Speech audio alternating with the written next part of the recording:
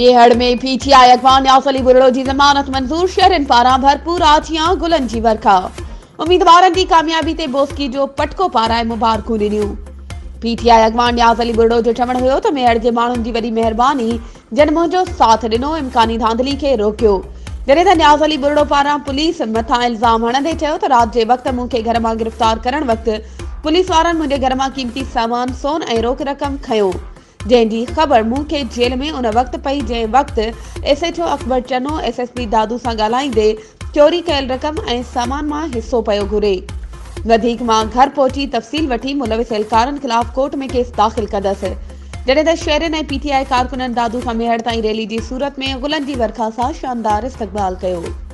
वधीक ख़बरुनि ऐं अपडेट्स जे लाइ असांजे चैनल खे सब्सक्राइब कयो ऐं हा, बेल आइकन खे प्रेस करणु न विसारिजो त जीअं असांजी हर नई अचण वारी वीडियो तव्हां ताईं पहुची सघे।